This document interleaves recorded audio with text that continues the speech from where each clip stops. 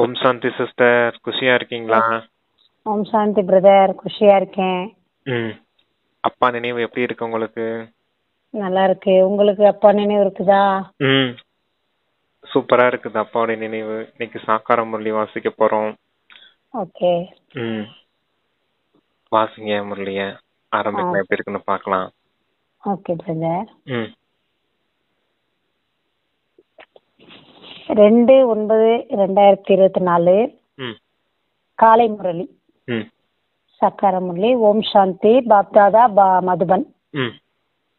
தலைப்புல சொல்றாரு பாபா, இனிமையான குழந்தைகளே, ம். ஈஸ்வரன் சர்வவியாபி அல்ல. ம். அவர் நம்முடைய தந்தை என்பதில் உங்களுக்கு எவ்வளவு நிச்சயம் உள்ளதோ அதுபோல் மற்றவர்களுக்கும் புரிய வைத்து நிச்சயம் செய்வீங்கள். பிறகு அவர்களிடம் அபிப்பிராயம் எழுதி வாங்குங்கள் அப்படின்னு சொல்றாங்க. ஆமா, இறைவன் ஈஸ்வரன் சர்வ வியாபி இல்ல, அவர் நம்முடைய தந்தை அப்படின்றது நமக்கு தெரிஞ்சிருக்குது. அதே போல அடுத்தவங்களுக்கும் சொல்லி புரிய வைங்க. புரிய வச்சு அவங்களுடைய அபிப்பிராயங்களை கேட்டு வாங்குங்க அப்படிங்கிறாரு தலைப்புல. கேள்வி கேட்கிறாங்க பாபா.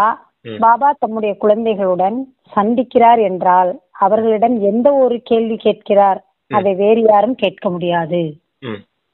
பாபா பதில் சொல்றாங்க. குழந்தைகளை சந்திக்கும் போது பாபா கேட்கிறார், குழந்தாய், இதற்கு முன் நீ எப்போதாவது என்னை சந்தித்திருக்கிறாயா? எந்த குழந்தைகள் புரிந்து கொண்டிருக்கிறார்களோ அவர்கள் உடனே சொல்வார்கள், ஆம் பாபா, நான் 5000 ஆண்டுகளுக்கு முன் சந்தித்திருக்கிறேன். யார் புரிந்து கொள்ளவில்லையோ அவர்கள் குழம்பி போவார்கள். இது போன்ற கேள்வி கேட்பதற்கான புத்தி வேறு யாருக்கும் வரவே வராது. பாபா தான் உங்களுக்கு முழு கல்பத்தின் ரகசியத்தை சொல்லி புரிய வைக்கிறார். ஆமா, குழந்தைங்கள பாபா சந்திக்கும் போது கேக்குறாரு, நீ எப்பயாவது என்னை சந்திச்சிருக்கியா அப்படின்னு கேக்குறாரு. யாரு? சிவபாபா கேக்குறாரு. அப்ப குழந்தைங்க சொல்றாங்க, ஆமா பாபா, உங்களை நான் 5000 வருஷத்துக்கு முன்னாடி இதே நேரத்துல நான் சந்திச்சேன் அப்படின்னு சொல்றாங்க. இப்படி சொல்றவங்க தான் யாரு? ஞானத்தை நல்ல விதத்துல புரிஞ்சிருக்கவங்க. இல்ல அப்படி இல்ல பாபா அப்படின்னு சொல்லி குழம்புறாங்க அப்படின்னாலே அவங்களுக்கு இன்னும் ஞானம் சரியா புரியல அப்படிங்கறத புரிஞ்சுக்கிறாரு அப்பா. குழம்பி போயிடுறாங்க குழந்தைங்க அப்படின்னு. அப்ப இந்த நேரத்துலதான் தந்தை இந்த முழு கல்பத்தின் ரகசியத்தை புரிய வைக்கிறாரு அப்படிங்கிறாரு. ஓம் சாந்தி. ஆன்மீக குழந்தைகளுக்கு ஆன்மீக எல்லையற்ற தந்தை புரிய வைக்கிறார். இங்கே நீங்கள் பாபாவின் முன்னிலையில் அமர்ந்திருக்கிறீர்கள். வீட்டிலிருந்து இந்த சிந்தனையோடு தான் வெளியில் வருகிறீர்கள். அதாவது நாம் சிவ பாபாவிடம் செல்கிறோம். அவர் பிரம்மாவின் ரதத்தில் நமக்கு சொர்க்கத்தின் ஆஸ்தியை கொடுத்து கொண்டிருக்கிறார். நாம் சொர்க்கத்தில் இருந்தோம். பிறகு 84 பிறவிகளின் சக்கரத்தை சுற்றி இப்போது நரகத்தில் விழுந்திருக்கிறோம் அப்படின்னு சொல்றாரு. வேறு எந்த ஒரு சத்சங்கத்திலும் யாருடைய புத்தியிலும் இவ்விஷயங்கள் இருக்காது. நீங்கள் அறிவீர்கள். நாம் சிவபாபாவிடம் செல்கிறோம். அவர் இந்த ரதத்தில் படிப்பு சொல்லித்தரவும் செய்கிறார். அவர் ஆத்மாக்களாகிய நம்மை உடன் அழைத்து செல்லவும் வந்திருக்கிறார். எல்லைக்கு அப்பாற்பட்ட தந்தையிடமிருந்து அவசியம் எல்லைக்கு அப்பாற்பட்ட ஆஸ்தி கிடைக்க வேண்டும். இதை பாபா புரிய வைத்துள்ளார். அதாவது நான் சர்வ வியாபி இல்லை என்று பாபா புரிய வைத்துள்ளார். அதான் தந்தை தந்தையாவும் இருக்கேன், ஆசிரியராகவும் இருக்கேன், சத்குருவாவும் இருக்கேன். அதான் 3 விதமான காரியத்தையும் சொல்றேன். தந்தை உங்களுக்கு ஆஸ்தி கொடுக்கறேன், ஆசிரியரா டீச்சரா உங்களுக்கு பாடம் கற்பிக்கிறேன், சத்குருவா கூடவே அழைச்சிட்டு போறேன் அப்படிங்கறத சொல்றார். அப்ப நான் தந்தை, ஆசிரியர், சத்குருவா இருக்கேன், சர்வ வியாபியா இல்ல. நானும் உங்களை போல ஒரு ஆத்மா தான். நான் இந்த பிரம்மாவுடைய உடல்ல பிரவேசமாயிருக்கேன். பிரவேசமாயி தான் உங்களுக்கு இந்த சொர்க்கத்தின் ஆஸ்தியை கொடுக்கறேன், கூடவே அழைச்சிட்டு போறேன். உங்களுக்கு இந்த முழு நாடகத்தின் சக்கரத்தின் முதல் இடைக்கடை ஞானத்தையும் கொடுக்கறேன் அப்படிங்கறத புரிய வைக்கிறார். எங்கும் நிறைந்ததாக 5 விகாரங்கள் தான் உள்ளன. உங்களுக்குள்ளும் கூட 5 விகாரங்கள் உள்ளன.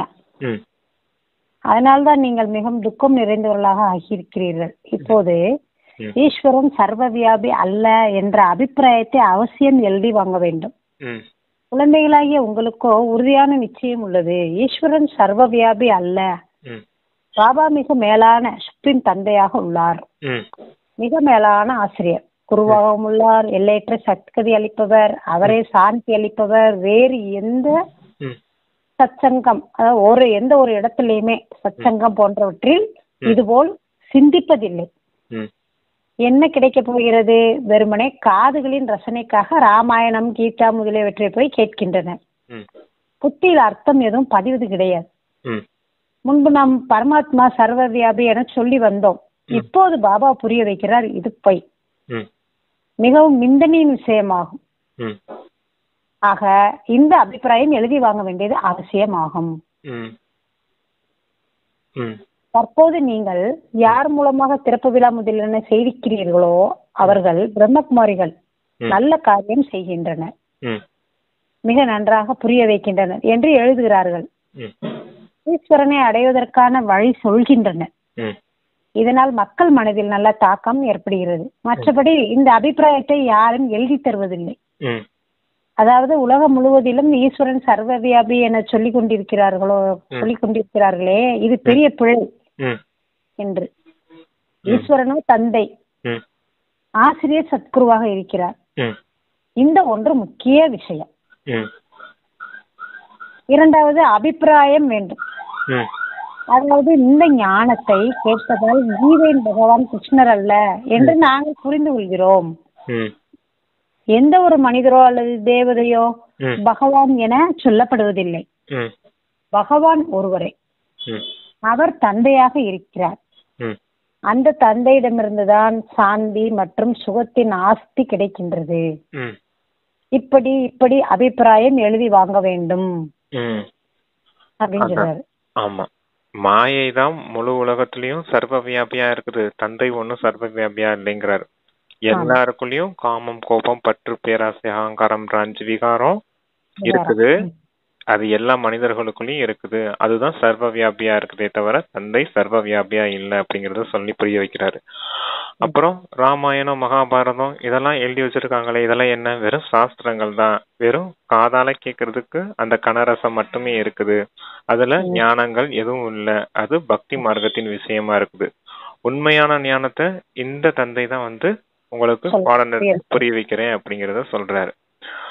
அப்புறம் இந்த பகவான் கிருஷ்ணர் எல்லாம் தேகதாரியா இருக்காரு, இவரை பகவான்னு சொல்லிட்டாங்க. ராமரெல்லாம் பகவான்னு சொல்லி வச்சிருக்காங்க. தேகதாரிகள் யாரும் பகவான் கிடையாது. ஒரு தந்தை தான் பகவான். ஏன்னா தேகமற்றவர் தான் தந்தை, தேகமற்றவரை தான் பகவான்னு சொல்ல முடியும் அப்படிங்கிறார்.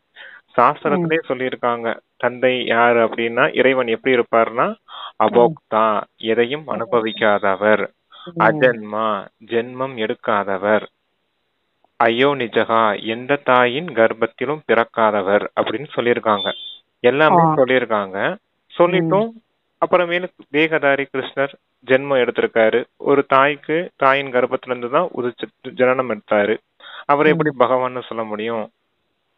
எல்லா தேகதாரி மனிதர்களும் கர்ப்பத்துல இருந்து ஜென்மம் எடுத்தவங்க தான், தாயின் கர்ப்பத்துல இருந்து ஜென்மம் எடுத்தவங்க தான். எல்லாம் சாப்பிட்டு வாழ்க்கையை நடத்தி இருந்தவங்க தான். அப்ப ஜென்மம் எடுத்திருக்காங்க, எல்லாத்தையும் அனுபவம் பண்ணிருக்காங்க. அப்புறம் எப்படி இவங்கள பகவான்னு சொல்ல முடியும்? அப்ப இவங்கள பகவான்னு சொல்ல முடியாது. உண்மையிலே பகவான் யாருன்னா இந்த தந்தை தான் இப்போ உங்களுக்கு பாடம் நடத்திக்கிட்டு இருக்கேன். இவரைத்தான் ஞான கடல்னு சொல்ல முடியும், சாந்தி கடல்னு சொல்ல முடியும்.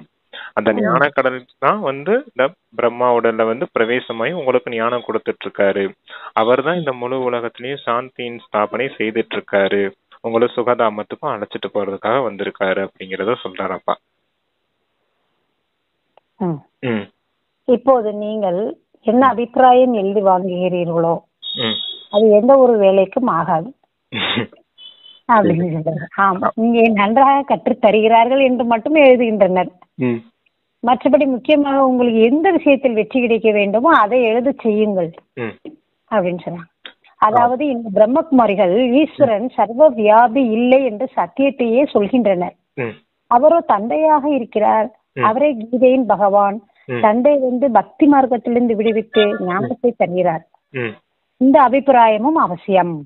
அதாவது பதீத பாவனி தண்ணீரின் கங்கை அல்ல, ஆனால் ஒரே ஒரு தந்தை தான். இப்படி எப்போது அபிப்பிராயம் எழுதுகின்றனரோ அப்போதுதான் உங்களுக்கு வெற்றி ஏற்படும். இப்போது நேரம் உள்ளது. ம் இப்போது நடைபெறும் உங்களுடைய சேவையில் எவ்வளவு செலவு ஏற்படுகிறது? ம் இது குழந்தைகளாகிய நீங்கள் தான் ஒருவருக்கொருவர் உதவி செய்கிறீர்கள். ம் வெளியில் உள்ளவர்களுக்கோ எதுவுமே தெரிவதில்லை. ம் நீங்கள் உங்களுடைய உடல், மனம், செல்வத்தின் மூலம் செலவு செய்து தங்களுக்கான ராஜ்யத்தை அமைத்துக் கொண்டிருக்கிறீர்கள். ம் யார் செய்வார்களோ அவர்கள் அடைவார்கள். ம் யார் செய்யவில்லையோ அவர்கள் எதை அடையவும் மாட்டார்கள். ம் கல்பமாக நீங்கள் தான் செய்கிறீர்கள். நீங்கள் தான் நிச்சய புத்தி உள்ளவர்களாக இருக்கிறீர்கள். ம் நீங்கள் புரிந்து கொண்டிருக்கிறீர்கள். பாபா தந்தையாகவும் உள்ளார், ஆசிரியராகவும் உள்ளார். கீதையின் ஞானத்தையும் சரியான முறையில் சொல்கிறார். ம் பக்தி மார்க்கத்தில் கீதையை கேட்டே வந்திருக்கலாம், ஆனால் அதனால் ராஜ்யத்தை அடையவில்லை. ம் ஈஸ்வரிய வழிமுறையிலிருந்து மாறி அசுர வழிமுறையாக ஆகிவிட்டது. ம் பண்புகள் கெட்டு பதீத்தமாகி விட்டுள்ளனர். ம் கும்பமேளாவுக்கு எவ்வளவு மனிதர்கள் கோடிக்கணக்கில் செல்கின்றனர். ம் எங்கெல்லாம் தண்ணீரை பார்க்கின்றனர் அங்கெல்லாம் செல்கின்றனர். ம் தண்ணீரினால் தான் பாவனமாவோம் என நினைக்கின்றனர். ம் இப்போது தண்ணீரோ எங்கெல்லாமோ நதிகளில் இருந்து வந்து கொண்டிருக்கிறது. ம் இதனால் யாராவது பாவனமாக முடியுமா என்ன ம் அப்படின்னு கேக்குறார். ஆமா, ஞான கங்கை அப்படிங்கறதான் பதித்த பாவனின்னு சொல்லியிருக்காங்க. ஆனா இங்க தந்தை வந்து சொல்றாரு பதித்த பாவனர், தூய்மையற்றவர்களை தூய்மையாக்க கூடியவர் இந்த தந்தை ஒருத்தர் தான். அந்த ஸ்தூல கங்கை தண்ணீர்ல மூழ்கி எந்திரிச்சாலாம் பாவ கர்மங்கள் அழியறது இல்ல, நீங்க தூய்மை ஆகிறது இல்ல. ஆனா ஞானத்தை கேட்டு ஆத்மா தூய்மை அடைகிறது தான் பதித்த பாவனர்னு சொல்ல முடியும். உடல் தூய்மையாகிறதுல எந்த பிரயோஜனமும் இல்லை அப்படிங்கறத சொல்றாரு. ஆனா அப்படி நினைக்கிறாங்க எல்லாரும், கங்கையில குளிச்சுட்டு இருந்தா நம்மளுக்கு பாவம் தீரும் அப்படின்னு நினைச்சிட்டு இருக்காங்க. ஆமா, அத நம்ம புரிய வைக்கணும். பதித பாவனி இவர் தான் அப்படின்றத நம்ம அவங்கள புரிய வச்சு அவங்கள எழுத வைக்கணும். அப்பதான் வெற்றி கிடைக்கும் அப்படிங்கிறாரு. ஆமா, கும்பமேளான்னு சொல்லி அங்கதான் கொண்டாடுறாங்க. சங்கமம் ஆகிறது. எதை சங்கமம் ஆகுது? நதியும் கடலும் சங்கமம் ஆகிறது தான் கும்பமேளான்னு சொல்லி கொண்டாடிட்டு இருக்காங்க. எங்கன்னா தண்ணியை பாக்குறாங்களோ அங்கெல்லாம் போய் மூழ்கி எந்திரிச்சிட்டு இருக்காங்க அப்படிங்கிறது. ஆனா கும்பமேளானா என்னன்னா, ஆத்ம நதிகளான நீங்களும் ஞான நதிகளான நீங்களும் ஞான கடலான தந்தையும் சங்கமிக்கிற நேரம் எதுனா இந்த சங்கம யுக நேரம். அந்த சங்கம யுகத்தை தான் கும்பமேளான்னு அப்பா சொல்றாரு. அத கும்பமேளான்னு கொண்டாடுறாங்க. அந்த இது ஞானத்தின் விஷயமா இருக்குது. ஆனா அவங்க அப்படியே ஸ்தூல நதியும் ஸ்தூல கடலும் கலக்கிற இடத்த சங்கமம்னு வச்சு கொண்டாடிட்டு இருக்காங்க அப்படிங்கறத சொல்ற. உண்மையான ஞானத்தை இந்த கீதையின் பகவானான சிவன் தான் கொடுக்க முடியும். இவரைத்தான் கீதையின் பகவான்னு சொல்ல முடியும். தேகதாரி கிருஷ்ணன் கீதையின் பகவான் கிடையாது அப்படிங்கறத சொல்றாரப்பா. அப்படின்ற விஷயத்துல நிச்சய புத்தி இருக்கணும் அப்படின்னு சொல்றாரு. ஆமா, நீங்க கூட இப்ப பாருங்க, உடல் மனம் பணத்தை தந்தைக்காக அர்ப்பணிச்சு உலக சேவை செய்துட்டு இருக்கீங்க. இந்த யாரு செலவு பண்றாங்களோ அவங்க அடையிறாங்க, யாரு செய்யல அவங்க அடையல அப்படின்னு சொல்றாரு. ஆமா, அதான் உடல் மனம் பணம் எல்லாத்தையுமே யஜ்யத்துக்கு அர்ப்பணம் பண்ணி நீங்க உலக சேவையின் காரியத்தை செஞ்சிட்டு இருக்கீங்க. இதன் மூலமா தான் குழந்தைகளுக்காக பாபா சொல்றாங்க. ஆமா, சொர்க்கத்தின் ஆஸ்தி இதன் மூலமா தான் அடையிறீங்க அப்படிங்கறத சொல்றாரப்பா. ஏன்னா இப்ப அர்ப்பணிக்கிறது எல்லாமே அற்ப கால விஷயங்கள். உடலும் அல்ப கால விஷயமா இருக்குது. பொருளும் அப்படிதான். பொருளும் அப்படிதான். மனமும் எப்படி இருக்குது? எல்லா விகாரம் நிறைஞ்சதா கிடக்குது. எல்லாத்தையுமே தந்தை கிட்ட மொத்தமா அர்ப்பணிச்சிடுங்க. எல்லாத்தையுமே தந்தை புதுசா மாத்தி புது உலகத்துல கொடுக்க போறாரு. இதுல என்ன கஷ்டம் இருக்குது அப்படின்னு கேக்குறாரு. அப்ப இந்த விஷயத்த மட்டும் புரிஞ்சுக்கோங்க. தந்தை, ஆசிரியர், சத்குரு காட்டக்கூடிய ஸ்ரீமத் படி நடந்தீங்கன்னா சொர்க்கராஜ்யம் கிடைக்குது. பாவ கர்மங்கள் அழியுது. நீங்க சாந்தி தாமத்துக்கு போயிட்டு சுகதாமத்துக்கு வருவீங்க அப்படிங்கறத சொல்றாரு. தண்ணீரில் குளிப்பதால் நாம் பதித்தத்திலிருந்து பாவனமாகி தேவதை ஆகிவிடுவோமா என்ன அப்படின்னு சொல்லி கேட்கிறார். இப்போது நீங்கள் புரிந்து கொண்டிருக்கிறீர்கள், யாருமே பாவனமாக முடியாது. இது தவறாகும். ஆக இந்த 3 விஷயங்களை பற்றி அபிப்பிராயம் எழுதி வாங்க வேண்டும். இப்போது இதை மட்டும் சொல்கின்றனர். நிறுவனம் நன்றாக உள்ளது, அதனால் அநேகருக்குள் நிறைந்திருந்த சந்தேகங்கள், அதாவது பிரம்மகுமாரிகளிடம் மாயா ஜாலம் உள்ளது, அவர்கள் வீட்டை விட்டு வெளியேற்றுகின்றனர் என்ற இத்தகைய சிந்தனைகள் விலகிவிடும் ஏனென்றால் சப்தம் அதிகமாக பரவி இருக்கிறது இல்லையா? ஆ. வெளிநாடு வரை இந்த சப்தம் சென்றால் இவருக்கு 16,108 ராணிகள் வேண்டும். ம். அதில் 400 கிடைத்துள்ளது. ஏனென்றால் அச்சமயம் சத் சங்கத்தில் 400 பேர் வந்திருந்தனர். ஆமா.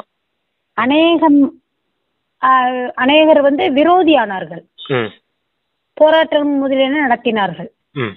ஆனால் பாபாவுக்கு முன்போ யாருடைய முயற்சியும் பலிக்காது. ம். அனைவரும் கேட்டார்கள். இந்த மாயாஜாலம் எல்லாம் பிறகு எங்கிருந்து வந்தது? ம். பிறகு அற்புதம் பாருங்கள், பாபாவோ கராச்சியில் இருந்தார். ம். தாமாகவே கூட்டத்தினர் அனைவரும் ஓடி வந்தனர். ம். நம்முடைய வீடுகளில் இருந்து எப்படி ஓடினார்கள் என்பது யாருக்கும் தெரியாது. ம். இந்த சிந்தனையும் வரவில்லை. ம். இத்தனை பேரும் எங்கே போயிருப்பார்கள் ம். அப்படின்னு கேக்குறாங்க பாபா. ம். பிறகு உடனே பங்களா எடுத்துக்கொண்டார்கள். ம். ஆக மாயாஜாலத்தின் விஷயமாகிறது ம். இல்லையா? ம். இப்போதும் இவர்கள் மாயாஜாலம் செய்பவர்கள் என்று சொல்லிக் கொண்டிருக்கின்றனர். ம். பிரம்மகுமாரிகளிடம் சென்று விட்டால் பிறகு திரும்பி வரமாட்டார்கள். ம்.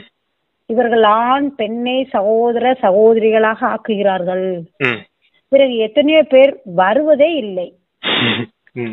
அப்படின்னு சொல்லி ஒரு கருத்தை அவங்க என்ன பண்ணிருக்காங்க, புரிஞ்சு வச்சிருந்திருக்காங்க அப்படின்றத சொல்றாங்க. பரவி இருக்காங்க. அது எங்க வரைக்கும் பரவி இருக்குதான்? வெளிநாடு வரைக்கும் பரவி இருக்குதான். பிரஸ்ல போட்டாங்க, அசிங்கப்படுத்தினாங்க, கேவலப்படுத்தினாங்க, எல்லாம் செஞ்சாங்க.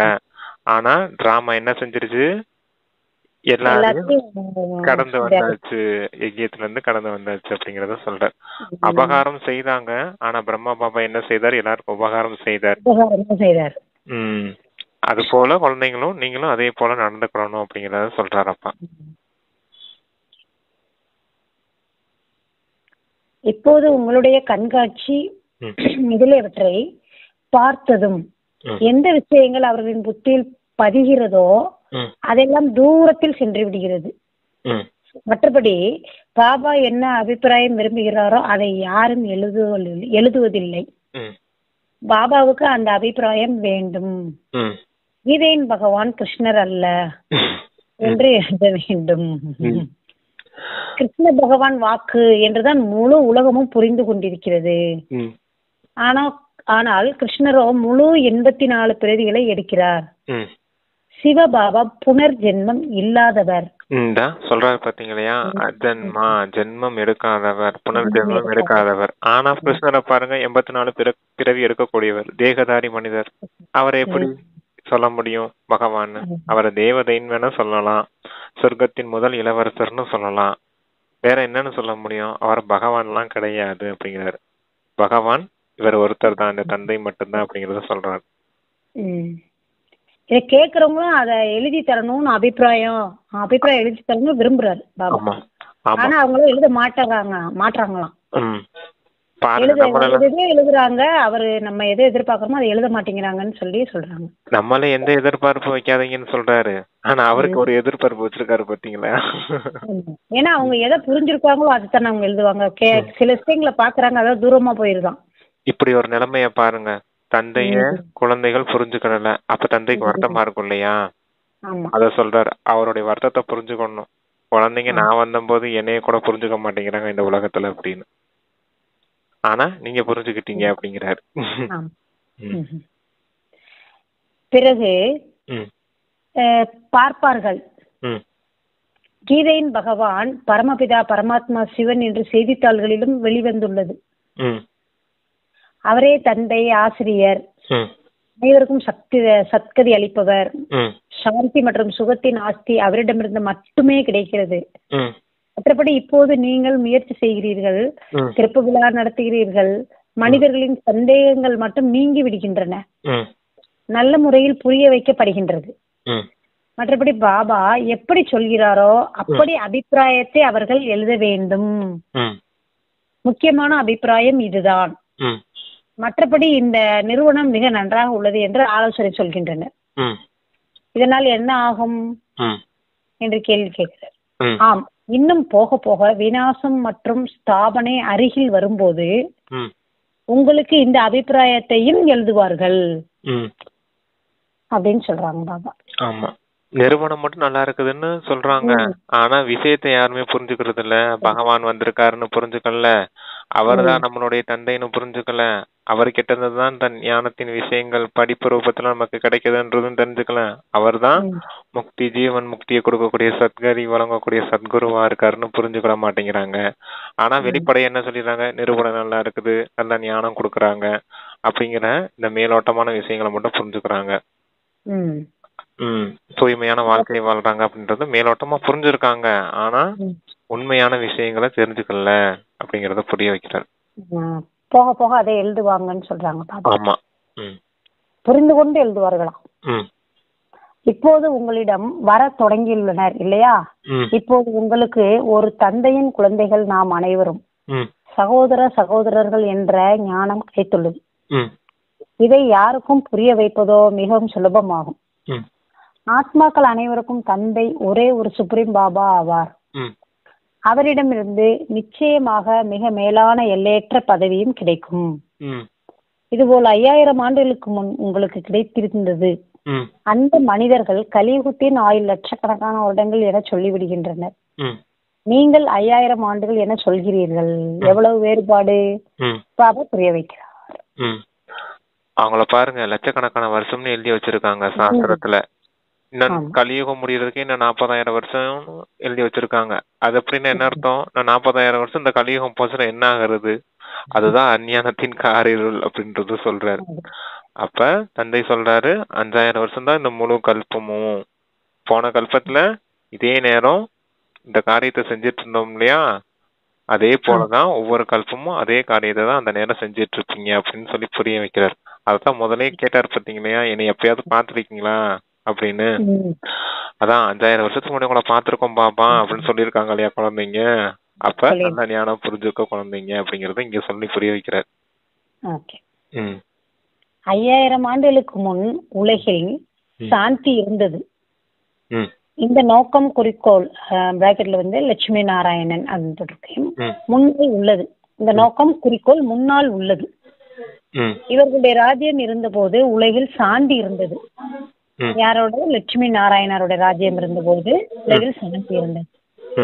இந்த ராஜ்யத்தை நாம் மீண்டும் ஸ்தாபனை செய்து கொண்டிருக்கிறோம். முழு உலகிலும் சுகம் சாந்தி இருந்தது. எந்த ஒரு துக்கத்தின் பெயரும் இல்லாதிருந்தது. இப்போதோ அளவற்ற துக்கம். நாம் நம்முடைய உடல் மனம் செல்வத்தினால் குப்த ரீதியாக இந்த சுகம் சாந்தியின் ராஜ்யத்தை ஸ்தாபனை செய்து கொண்டிருக்கிறோம். பாபாவும் குப்தமாக உள்ளார். ஞானமும் குப்தமாக உள்ளது. உங்களுடைய புருஷோத்தமும் குப்தமாக உள்ளது. அதனால் பாபா பாடல்கள் கவிதைகள் முதலியவற்றை விரும்புவதில்லை. அது பக்தி மார்க்கம் ஆகும் அப்படின்னு சொல்ற. ஆமா, பாருங்க எது குப்தமா இருக்குதுன்னு. பாபாவும் குப்தமா இருக்காரு, யாரு கண்ணுக்கும் தெரியறது இல்ல. ஞானம் கூட குப்தமா இருக்குது, ரகசியம் நிறைஞ்சதா இருக்குது ஞானம் கூட. நீங்க செய்யற புருஷார்த்தம் இருக்கு பாத்தீங்களையா, ஞான யோக பயிற்சி செய்றீங்க பாத்தீங்களையா, அதுவும் மனம் புத்தினால செய்றீங்க, அதுவும் குப்தமா இருக்குது அப்படிங்கறத சொல்ற. மறைமுகமா இருக்குது. ஆமா, மறைமுகமா இருக்குது. அப்ப தந்தை விரும்புறது அந்த அமைதியில இருந்து மறைமுகமா நடக்கக்கூடிய விஷயங்களை தான் விரும்புறாரு. ஆனா பாருங்க, கவிதைகள் பாடல்கள் எல்லாம் அவரே சொல்றாரு நான் விரும்புறது இல்ல அப்படின்னு. அது என்ன பக்தி மார்க்கம் அப்படின்னு சொல்லிட்டு. ஆனா என்ன செஞ்சுக்கிட்டு இருக்கோம் பாருங்க, மெடிடேஷன் கமெண்ட்ரி போட்டுட்டு பாட்டு போட்டுட்டு வீட்டுல உட்காந்து கதை கேட்டுட்டு உட்காந்துட்டு இருக்கோம். தந்தை என்ன விரும்புறாரோ அதை நம்ம செய்யணும், அதுக்குத்தான் அதிகமான முக்கியத்துவம் கொடுக்கணும்னு சொல்றாரு. இங்கோ பேசாமல் அமைதியாக இருக்க வேண்டும். அமைதியாக இருந்து போகும்போதும் வரும்போதும் பாபாவை நினைவு செய்ய வேண்டும். சிருஷ்டி உலக சக்கரத்தையும் புத்தியில் சுற்ற வேண்டும். இப்போது பழைய உலகத்தில் நமக்கு இது கடைசி பிறவி. பிறகு நாம் புது உலகில் முதல் பிறவி எடுப்போம். ஆத்மா நிச்சயமாக பவித்திரமானதாக வேண்டும். இப்போதோ அனைத்து ஆத்மாக்களும் பதித்தமாக உள்ளனர். நீங்கள் ஆத்மாவை பவித்திரமாக ஆக்குவதற்காக பாபாவிடம் யோகா வைக்கிறீர்கள். பாபா தானே சொல்கிறார், குழந்தைகளே, தேகத்துடன் கூட தேகத்தின் அனைத்து சம்பந்தங்களையும் விட்டுவிடுங்கள். பாபா புது உலகை தயார் செய்து கொண்டிருக்கிறார். அவரை நினைவு செய்வீர்களானால் உங்கள் பாவங்கள் நீங்கிவிடும். பாபா உங்களுக்கு உலகத்தின் ராஜ பதவி தருகிறார். அப்படிப்பட்ட பாபாவை நீங்கள் எப்படி மறந்து விடுகிறீர்கள்? ம், அவர் சொல்கிறார், குழந்தைகளே, இந்த கடைசி பிறவியில் மட்டுமே பவித்திரமாக ஆகுங்கள். ம், இந்த மரண உலகத்தின் விநாசம் முன்னால் நின்று கொண்டிருக்கிறது. இந்த விநாசமும் கூட 5000 ஆண்டுகளுக்கு முன் இது போலவே நடந்தது. ம், ஓ, நினைவில் வருகிறது இல்லையா? ம், அப்படின்னு கேக்குறாரு. ம். இதைத்தான் விரும்புறாரு அப்பா. நீங்க எப்படி இருக்கணும்? ஆத்மான்னு வந்து பரமாத்மா நினைக்கணும். உங்களுடைய சுயதர்சன சக்கரத்தை சுத்திக்கிட்டே இருக்கணும். இந்த முழு நாடகத்தின் சக்கரத்தை சுத்தணும். தூய்மை ஆகணும். நீங்க சத்துவ பிரதானம் ஆகணும். தெய்வீக குணங்கள் நிரம்பியவர்களா ஆகணும். இதுதான் அப்பா விரும்புறாரு. அப்ப இந்த காரியத்தை செய்யறதுக்கு முயற்சி பண்ணுங்க அப்படிங்கறத சொல்றாரு அப்பா. விநாசம் எதிரில நிக்குது, அதுக்குள்ளேயே நீங்க தயாராகுங்க அப்படிங்கிறாரு. ஓகே. உங்களின் ராஜ்யம் இருந்தது. அப்போது வேறு எந்த ஒரு தர்மம் இல்லாதிருந்தது. பாபாவிடம் யாராவது வருவார்களானால் அவர்களிடம் கேட்கிறேன், முன் எப்போதாவது சந்தித்திருக்கிறீர்களா? சிலரோ புரிந்து கொண்டவர்கள் என்றால் 5000 ஆண்டுகளுக்கு முன் சந்தித்திருக்கிறோம் என்று உடனே சொல்கிறார்கள்.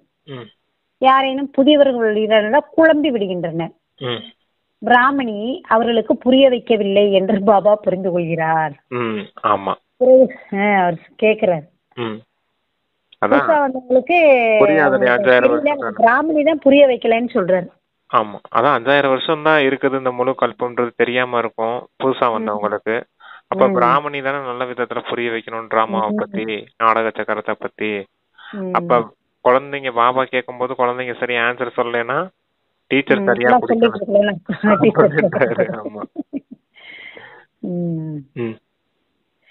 பிறகு சொல்கிறேன், யோசியுங்கள் என்று சொன்னால் நினைவு வருகிறது. இந்த விஷயத்தை வேறு யாருமோ கேட்க முடியாது, கேட்பதற்கான புத்தி வராது.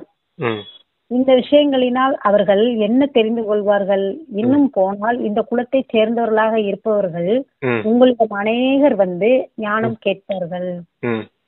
நிச்சயமாக உலகம் மாறப்போகின்றது. சக்கரத்தின் ரகசியமோ புரிய வைக்கப்பட்டுள்ளது. இப்போது புது உலகத்திற்கு செல்ல வேண்டும். இந்த பழைய உலகத்தை மறந்து விடுங்கள். தந்தை புது வீடு கட்டுகிறார் என்றால் புத்தி அதன் பக்கம் சென்று விடுகின்றது. பழைய வீட்டின் மீது பிறகு மோகம் இருப்பதில்லை. இது பிறகு எல்லையற்ற விஷயம். பாபா புது உலகமாகிய சொர்க்கத்தை ஸ்தாபனை செய்து கொண்டிருக்கிறார். அதனால் இப்போது இந்த பழைய உலகத்தை பார்த்தாலும் பார்க்காமல் இருங்கள். மோகம் புது உலகத்தின் மீது இருக்க வேண்டும். இந்த பழைய உலகத்தின் மீது வைராகியம். அவர்களோ கடயுகத்தின் மூலம் எல்லைக்குட்பட்ட சந்நியாசம் செய்து காட்டில் போய் அமர்ந்து கொள்கின்றனர். உங்களுடையதோ முழு பழைய உலகிலிருந்து வைராகியம். இதிலோ அளவற்ற துக்கம் உள்ளது. புது சதீக உலகத்தில் அளவற்ற சுகம் உள்ளதென்றால் நிச்சயமாக அதனை நினைவு செய்வார்கள். இங்கே அனைவரும் துக்கம் தருபவர்கள். தாய் தந்தை முதலானோர் அனைவரும் விகாரங்களில் மூழ்கடித்து விடுவார்கள். பாபா சொல்கிறார், காமம் மகா சத்ரு.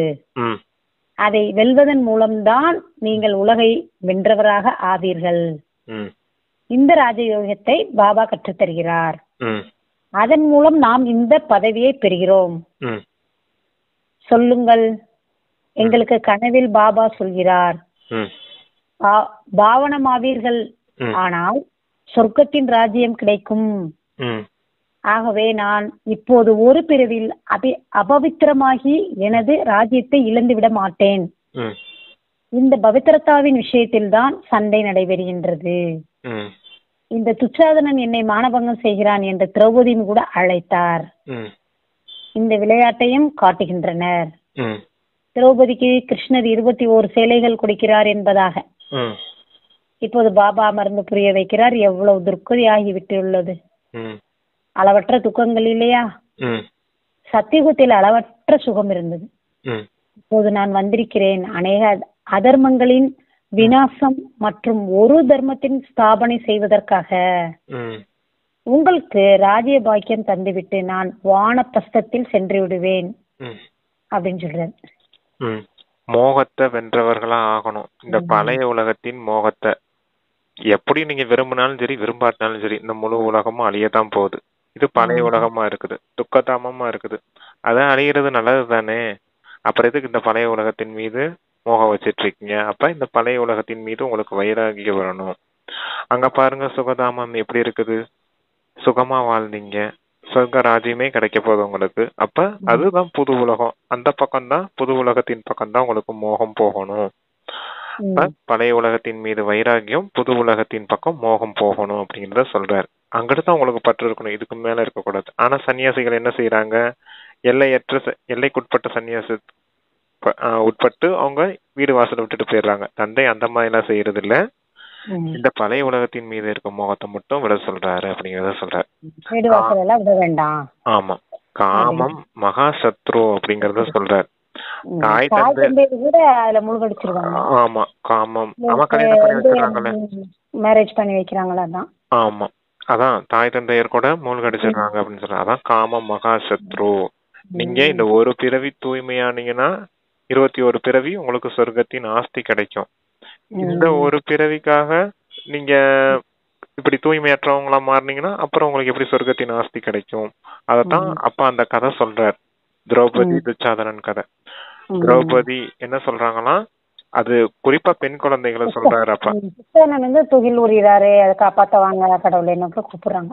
ஆமா, அதுதான் 21 பிறவி, 21 பிறவி அவசியம் நம்மளுக்கு 21 சேலைன்னு காமிக்கிறாங்க. ஆமா, 21 சேலை கிருஷ்ணர் திரௌபதிக்கு கொடுத்தது மாதிரி காமிக்கிறாங்க. ஆனா உண்மையிலே அப்பா 21 பிறவிக்கான சுகம் கொடுக்கிறாரு. ஆமா, சுகம் கொடுக்கிறாரு. அதத்தான் அப்படி சொல்றாங்க. அப்ப 21 பிறவிக்கு உங்களுக்கு காமம் இருக்காது, உங்களை யாரும் மானபங்கள் செய்ய மாட்டாங்க அப்படிங்கறதையும் புரிஞ்சுக்கலாம் இங்க. அப்படிப்பட்ட தூய்மையானவங்கள நீங்க மாற போறீங்க. அப்ப இந்த ஒரு பிறவி தூய்மையானீங்கன்னா அங்க 21 பிறவி சுகதாமத்துல சுகமா இருப்பீங்க அப்படிங்கறத புரிய வைக்கிறாரு.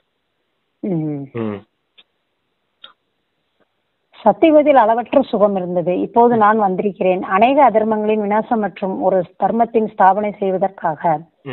உங்களுக்கு ராஜ்யபாக்கியம் தந்துவிட்டு நான் வானப்பிரஸ்தத்தில் சென்று விடுவேன். பிறகு அரைக்கல்பத்திற்கு எனது தேவையே இருக்காது. நீங்கள் ஒருபோதும் நினைவும் செய்ய மாட்டீர்கள்.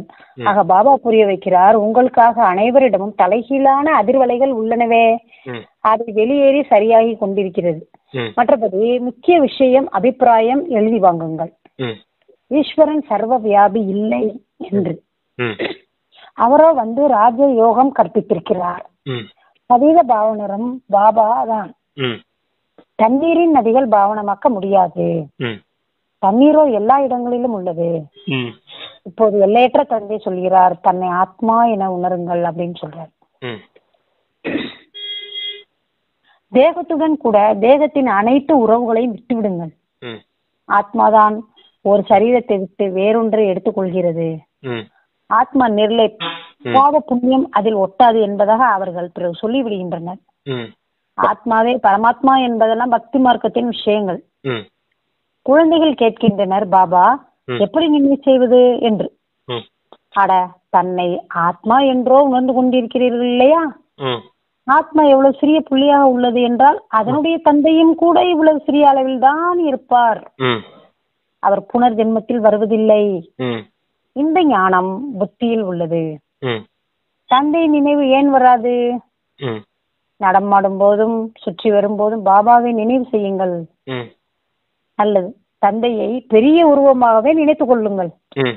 ஆனால் ஒருவரையே நினைவு செய்யுங்களேன் அப்படின்னு சொல்றாரு. அப்போது உங்கள் பாவங்கள் நீங்கும். வேற எந்த உபாயமும் கிடையாது அப்படின்னு சொல்றாங்க. யார் புரிந்து கொள்கிறார்களோ அவர்கள் சொல்கிறார்கள், பாபா உங்கள் நினைவினால் நாங்கள் பாவனமாகி பாவன உலகம் உலகின் மாலிக் எஜமானராகிறோம் என்று சொல்லும் போது நாங்கள் ஏன் நினைவு செய்ய மாட்டோம்? ஒருவர் மற்றவருக்கும் நினைவுபடுத்த வேண்டும், அப்போது பாவங்கள் நீங்கிவிடும். நல்லது அப்படின்னு சொல்லி புரிய வைக்கிறாங்க.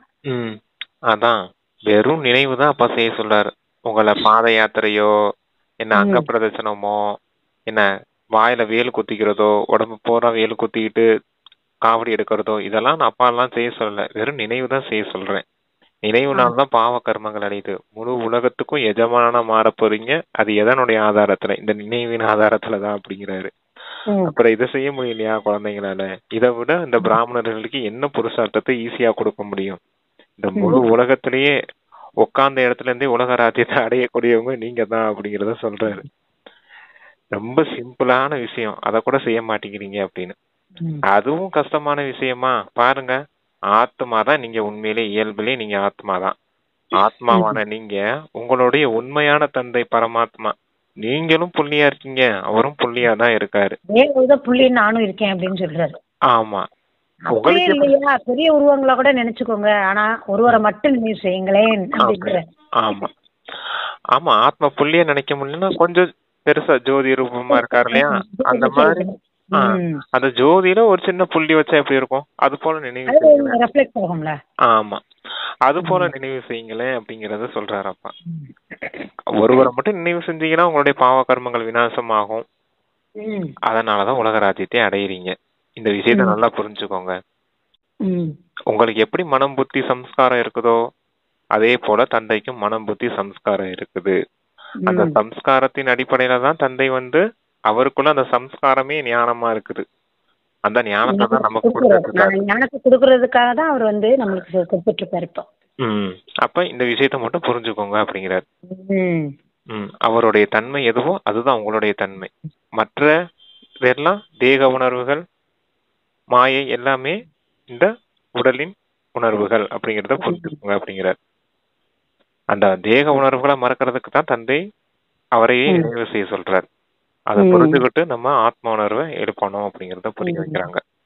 அவரை நினைவு செய்யும் போது நமக்கு அந்த உறவுகள் இதெல்லாம் கொஞ்சம் கொஞ்சமா துண்டிக்கப்படும்.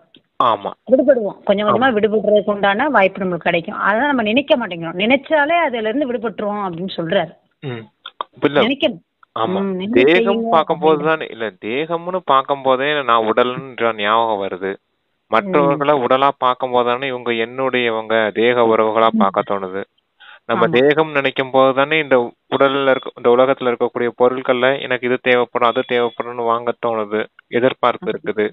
இது எனக்கு வேணும், அது எனக்கு வேணும், வேணும் வேணும்னு கேட்டுட்டே இருந்தீங்க என்ன ஆகும்? பிச்சை எடுக்கிற மாதிரி ஆகும் இல்லையா? பிச்சைக்காரங்க தான் வேணும் வேணும்னு கேட்டுட்டு இருப்பாங்க. நீங்க யாரு? உலகத்தின் எஜமானர்கள், வள்ளல்கள், ஞானம் கொடுக்கக்கூடியவங்க, யோகம் சக்தி கொடுக்கக்கூடியவங்க, குணத்தை வெளிப்படுத்தக்கூடியவங்க, நான் ஞான தானம் செய்யக்கூடியவங்க, குணதானம் செய்யக்கூடியவங்க, சக்தி தானம் செய்யக்கூடியவங்க. நீங்க வள்ளல். வேணும் வேணும்னு பிச்சைக்காரங்க மாதிரி இருக்காதீங்க அப்படிங்கறத சொல்றாரு. ஆமா, மாலிக்னா எப்படி இருக்கணும்? வள்ளலா தானே இருக்கணும். ஆமா, எஜமானன் வள்ளல் போல இருக்கணும். அதேனால அப்ப அந்த வள்ளல் தன்மையை வளர்த்துக்கோங்க அப்படிங்கறத சொல்றாரு. ஓகே, அடுத்து இனிமேலும் இனிமையான தேடி கண்டெடுக்கப்பட்ட செல்ல குழந்தைகளுக்கு தாயும் தந்தையும் ஆகிய பாப்தாவின் அன்பு நினைவுகள் மற்றும் காலை வணக்கம். ஆன்மீக குழந்தைகளுக்கு ஆன்மீக தந்தையின் நமஸ்தே. தாரணைக்கான முக்கிய சாரம். எப்படி பாபா மற்றும் ஞானம் குப்தமாக உள்ளதோ அதுபோல் புருஷார்த்தமும் குப்தமாக செய்ய வேண்டும். பாடல் கவிதைகளுக்கு பதில் பேசாமல் அமைதியாக இருப்பது நல்லது. அமைதியாக நடக்கும் போதும் சுற்றும் போதும் தந்தையை நினைவு செய்ய வேண்டும் அப்படின்னு சொல்றாங்க. ரெண்டாவது பாயிண்ட், பழைய உலகம் மாறிக்கொண்டுள்ளது. அதனால் இதிலிருந்து மோகத்தை நீக்கிவிட வேண்டும். இதை பார்த்தாலும் பார்க்காமல் இருக்க வேண்டும்.